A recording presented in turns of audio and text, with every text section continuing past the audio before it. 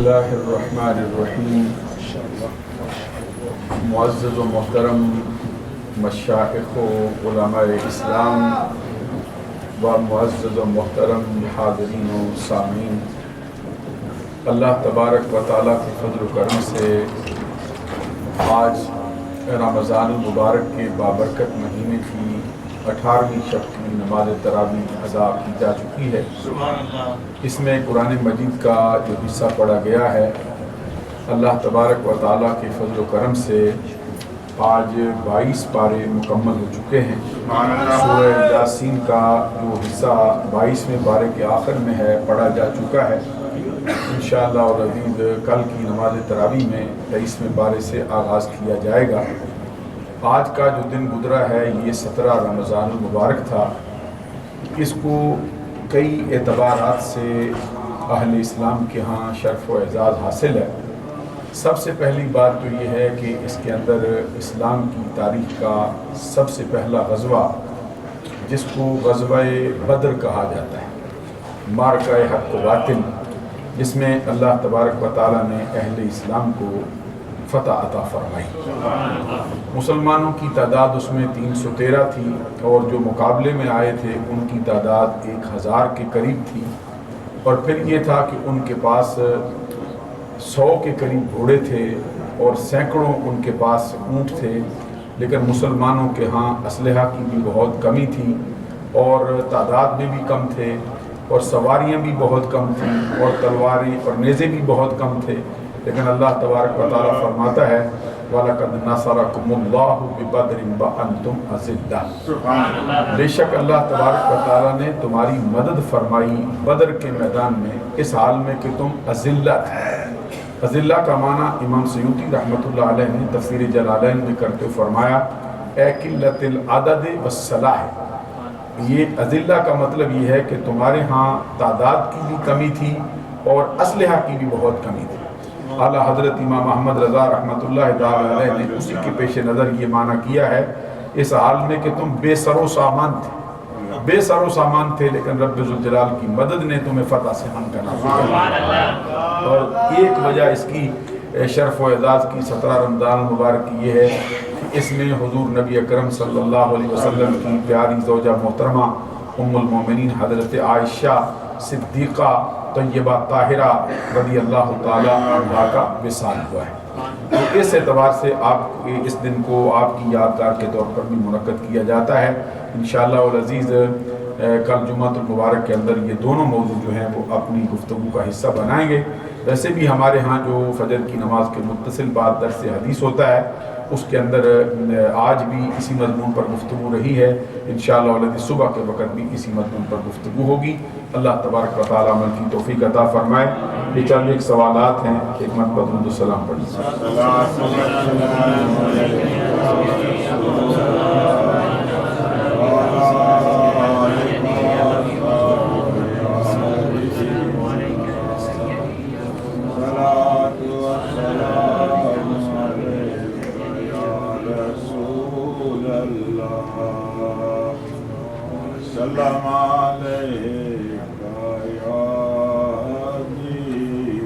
ماشاءاللہ بہت اچھے ہمارے برادر محترم سوال فرماتے ہیں، اور ماشاءاللہ بڑے معلوماتی ہوتے ہیں۔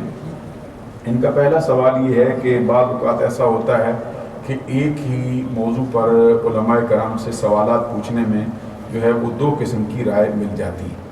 تو ہمیں یہ سمجھ نہیں آتا کہ ان 2 رائے پر عمل کیسے کیا جا سکتا ہے۔ بعض اوقات بندہ جو ہے وہ الجھن میں مبتلا ہو جاتا ہے کہ ایک ہی مضمون پر 2 رائے کیسے ہو سکتی ہیں۔ تو اس کے ضمن میں یہ گزارش ہے کہ حضور نبی اکرم صلی اللہ علیہ وسلم کی امت میں آپ کو معلوم ہے کہ اہل سنت کے جو مشہور مذہب ہیں وہ 4 ہیں۔ تو 4 مشہور مذہب میں مختلف قسم کے نظریات پائے جاتے ہیں۔ تو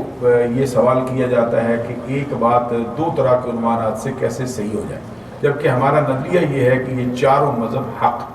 اس کے ضمن میں نے ایک مثال آپ کی خدمت میں عرض کی تھی چند دن پہلے کہ نبی اکرم صلی اللہ علیہ وسلم نے ایک لشکر روانہ فرمایا تھا، اور اس کو یہ حکم فرمایا کہ جب تم اپنی منزل پہ پہنچ جاؤ گے وہاں پہ جا کے عصر کی نماز ادا کرنا۔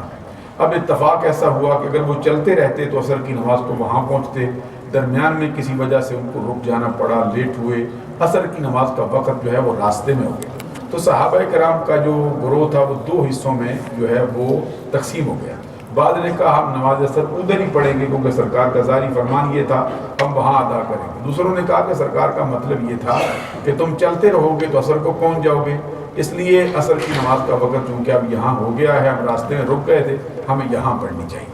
تو دونوں نے،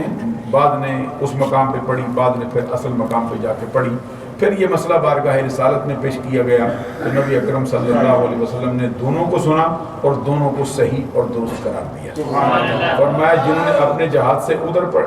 سے ادھر پڑھی ہے ان کی بھی نماز درست ہے، اور جنہوں نے جا کے اپنی منزل پہ پڑھی ہے ان کی بھی نماز درست ہے۔ اور پھر ایک سوال بھی خان صاحب نے فرمایا تھا اس کے ضمن میں کوئی اور مسئلہ بھی اس طرح کا ہو سکتا ہے، تو پھر ہم نے یہ عرض کیا تھا کہ حضرت داؤد علیہ السلام نے ایک فیصلہ فرمایا تھا کہ ایک آدمی کا جو جانور تھے، اس کے بھیڑ بکریاں تھیں، وہ کسی کا کھیت چر گئیں، تو انہوں نے اس کے بارے میں فیصلہ فرمایا، اس کا فیصلہ یہ ہے کہ جس کی بکریاں ہیں وہ کھیت کے مالک کو دے دی جائیں تو بات صحیح ہو۔ راستے میں حضرت سلیمان علیہ السلام سے ملاقات ہوئی تو آپ نے فرمایا اس سے بہتر بھی فیصلہ ہو سکتا ہے۔ تو انہوں نے کیا فیصلہ کیا؟ فرمایا کہ جو بھیڑ بکریاں ہیں یہ کھیت کو مالک دی جائیں، وہ ان سے نفع اٹھاتا رہے، اور جو بھیڑ بکریوں کا مالک ہے اس کو کھیت دے دیا جائے، وہ اس کے اندر کھیتی باڑی کرے، اس کے اندر ہل چلائے، اس کے اندر بیج بوئے، اور جب یہ کھیت جو ہے اس کے اندر وہی فصل پک کر تیار ہو جائے گا، اسی مقام پہ آ جائے گا تو کھیت والا جو ہے وہ کھیت لے لے گا، بکریوں والا اپنے بکریوں لے گا۔ یعنی دو ہی طرح کے مسئلے ہوئے ہیں لیکن دونوں کے دونوں درست ہیں۔ اسی طرح کا ایک مسئلہ حضرت علی المرتضیٰ شیخ خدا رضی اللہ تعالیٰ عنہ کی بارگاہ میں پیش کیا گیا۔ یہ قاضی سلیمان منصور پوری نے رحمت للعالمین میں لکھا ہے، وہ لکھتے ہیں کہ حضرت علی شیر خدا رضی اللہ تعالیٰ عنہ کی بارگاہ میں ایک شخص پیش کیا گیا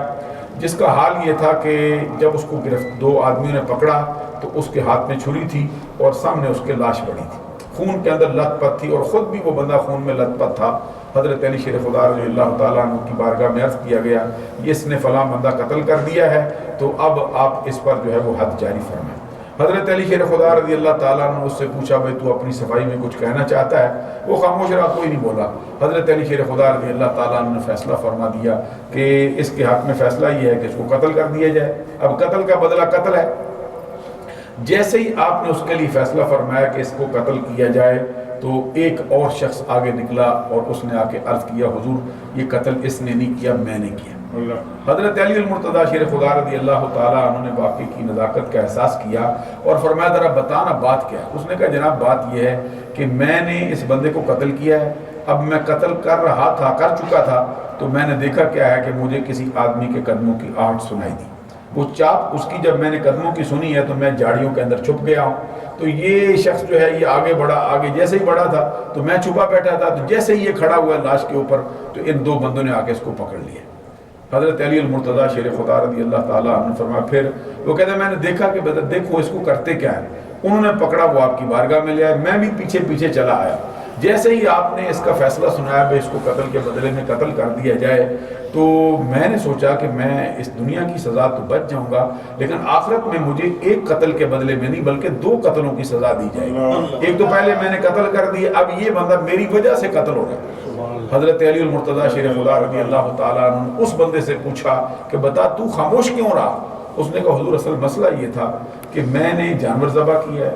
اب جانور ذبح میں تنہا آدمی کر رہا تھا، پھر میں نے اس کی کھال اتاری ہے، پھر میں اس کا گوشت بھی بنا رہا تو اسی دوران مجھے قضاء حاجت ہوئی ہے، میں نے چھری جو ہے وہ اس طرح اپنے دانتوں میں دبائی ہے اور پھر میں قضاء حاجت کے لیے بیٹھا ہوں، جیسے ہی میں اپنے بول سے برات سے فارغ ہوا ہوں ابھی چھری میرے منہ میں تھی، مجھے کچھ ایسا لگا جیسے کوئی حرکت ہو رہی، اس کی طرف بڑھتا دیکھتا کیا ہوں کہ سامنے لاش پڑی، کہتے ہیں اب چھری بھی میرے ہاتھ میں تھی، لاش میرے سامنے پڑی تھی، میں بھی خون میں لت پت تھا، وہ لاش بھی ابھی تازہ جو تھی خون میں لت پت تھی، تو ان آدمیوں نے مجھے آگے دبوچ لیا۔ تو جب یہ آپ کی بارگاہ میں لے آئے تو میں نے کہا اب مجھے کون بچا سکتا ہے، نہ میرا کوئی گواہ ہے، میں جتنا بھی کہوں گا موقع پر میں پکڑا گیا ہوں، تو میں نے اس لیے خاموشی اختیار کی کہ اب اللہ تبارک و تعالیٰ کے حوالے بات کرنی چاہیے، جو ہوگا دیکھا جائے گا۔ حضرت علی المرتضیٰ شیر خدا رضی اللہ تعالیٰ عنہ نے فیصلہ فرمایا کہ جو بندہ اصل قاتل ہے اس کو جو ہے وہ تختہ دار پہ لٹکایا جائے گا، اس کو قتل کے بدلے میں قتل کیا۔ جب آپ فیصلہ کر چکے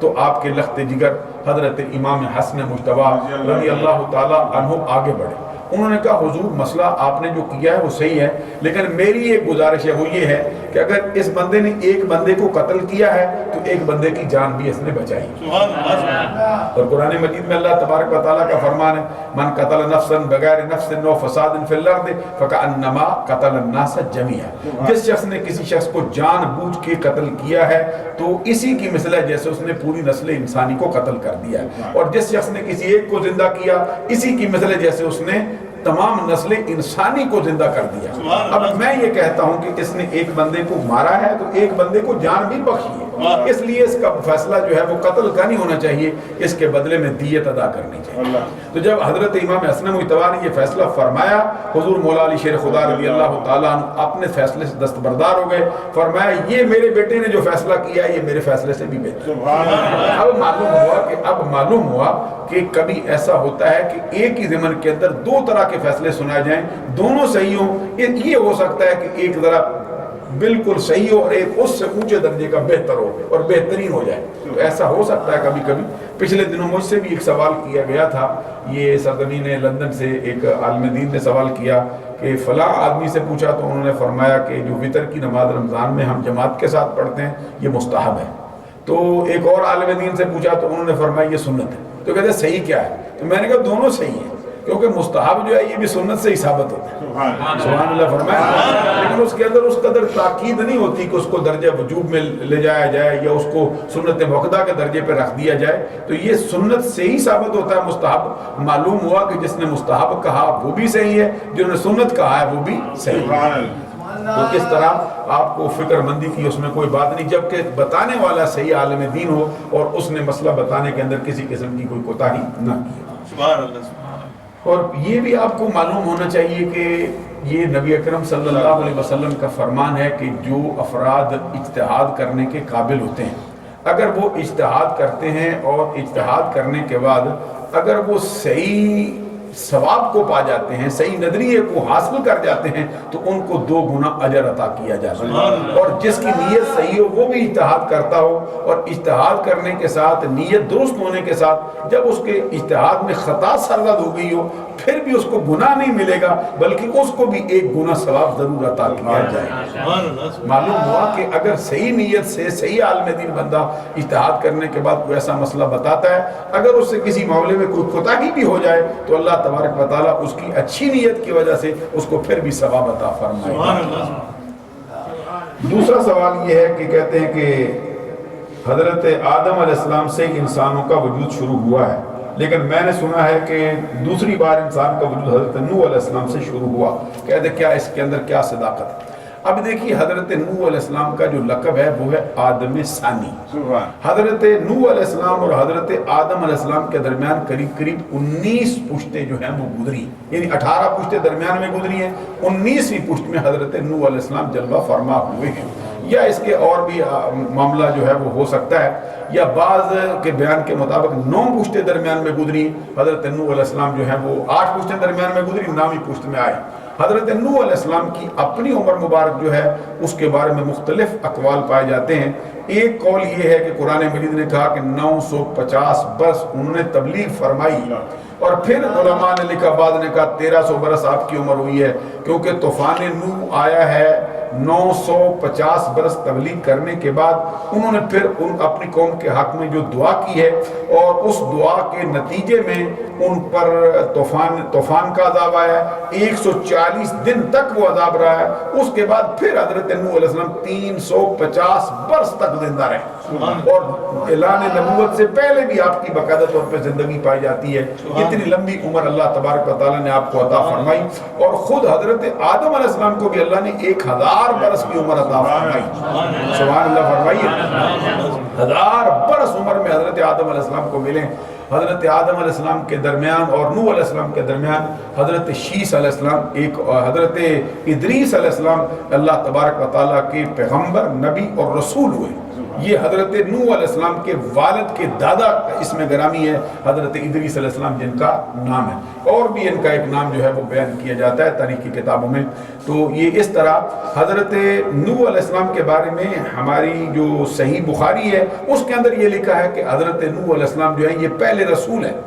اول نوح، اول رسول نوح علیہ السلام، پہلے رسول جو ہے وہ نوح علیہ السلام ہے، اور بعض کتابوں کے اندر یہ بھی آتا ہے کہ پہلے رسول جو ہے وہ حضرت آدم علیہ السلام ہے۔ تو اب علماء سے پوچھا گیا بھئی اس کے اندر تطبیق کیسے ہوگی؟ یہ خاص طور پر علامہ عبدالعزیز دباغ نے ابریز شریف کے اندر لکھا، وہ فرماتے ہیں یہ دونوں باتیں صحیح ہیں۔ اب اس سوال کا ایک اور جواب آپ سماعت فرما لیجئے کہ اب دو قسم کی رائے ہو گئی ہیں تو کیسے صحیح ہو سکتی ہیں؟ تو حضرت عبدالعزیز دباغ سے احمد بن مبارک سلجماسی نے، جنہوں نے 22 برس تک جامعہ نظامیہ بغداد کے اندر حدیث شریف پڑھائی ہے علماء کو، انہوں نے سوال کیا کہ یہ ان دونوں میں سے کون سی بات صحیح ہے؟ بعض کتابوں میں یہ آتا ہے کہ نوح علیہ السلام پہلے رسول ہے، بعض کتابوں میں آتا ہے حضرت آدم علیہ السلام پہلے رسول ہے، تو انہوں نے فرمایا یہ دونوں باتیں صحیح ہیں۔ کہتے ہیں دونوں باتیں کیسے صحیح ہو سکتی؟ کہتے ہیں اس کے اندر تطبیق کی صورت کیا ہے؟ تطبیق کا مطلب ہوتا ہے کہ آپس میں مطابقت پیدا کر دینا تاکہ مسئلہ جو ہے وہ صحیح اخذ ہو سکے۔ تو آپ نے جواب میں فرمایا حضرت اصل جو پہلے رسول ہے وہ حضرت آدم علیہ السلام ہے، اور حضرت نوح علیہ السلام جو ہیں یہ اس اعتبار سے پہلے رسول ہیں کہ حضرت آدم علیہ السلام سے لے کر حضرت نوح علیہ السلام کے زمانے تک جتنے نبی آئے ہیں، جتنے پیغمبر آئے ہیں، جتنے رسول آئے ہیں، ان میں سے کوئی ایک رسول بھی ایسی قوم کی طرف نہیں آیا جن کے اعمال کے بگڑنے کے ساتھ ساتھ عقیدہ بھی بگڑا ہوا۔ عقیدے کے بگاڑ کی اصلاح کے لیے کوئی رسول درمیان میں نہیں آیا، جتنے رسول آئے ہیں سارے کے سارے اعمال میں بگاڑ کی اصلاح کے لیے آئے۔ حضرت نوح علیہ السلام پہلے رسول بایمان ہے کہ یہ پہلے رسول ہیں جو عقیدے میں بگاڑ کی اصلاح کے لیے بھی جلوہ فرما۔ معلوم ہوا کہ دو طرح کی باتیں ہیں تو دونوں کی باتیں جو ہیں وہ صحیح ہیں۔ سبحان اللہ۔ ایک مرتبہ حضرت آدم علیہ السلام سے نسل انسانی چلی ہے، پھر جب طوفان نوح آیا ہے حضرت نوح علیہ السلام کی دعا کے نتیجے میں، تو پھر آپ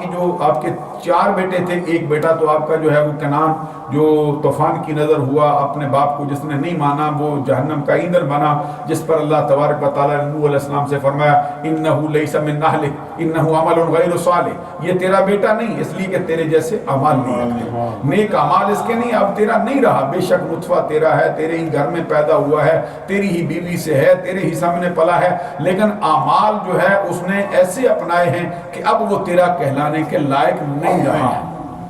حضرت نوح علیہ السلام کے بقیہ 3 بیٹے تھے، سام اور حام اور یافس، ان تینوں کی نسل جو ہے پھر وہ آگے بڑھی ہے، ایک مرتبہ پھر سے ساری کی ساری نسل جو ہے وہ حضرت نوح علیہ السلام سے چلی، اسی لیے حضرت نوح علیہ السلام کو آدم ثانی بھی کہا جاتا ہے۔ جو آپ نے سنا وہ بالکل صحیح۔ اللہ تعالیٰ عمل کی توفیق دے۔ اب اگر آپ کوئی سوال کرنا چاہیں تو جواب کے لیے حاضر ہیں۔ جناب داڑھی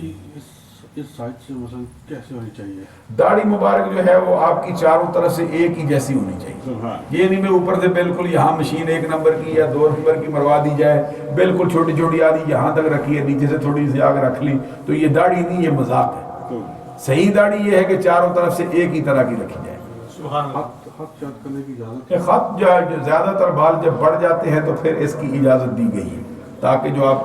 کا جو حسن ہے اس کے اندر فرق نہ آئے۔ تو بعض اوقات ایسا ہوتا ہے کہ بندے وہ خط کی وجہ سے پھر نیچے کرتے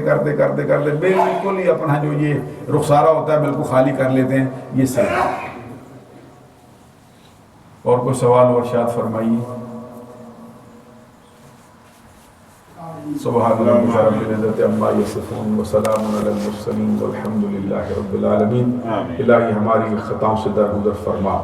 ہماری آج کی اس تقریب کو قبول فرما، نماز عشاء کو، نماز تراویح کو، نماز وتر کو، پڑھے جانے والے قرآن کو، ہونے والی واعظ و نصیحت کو الہی اپنی بارگاہ میں قبول فرما، ہمارا خاتمہ ایمان پر فرما۔ وصلی اللہ علی حبیبہ محمد وآلہ وسلم۔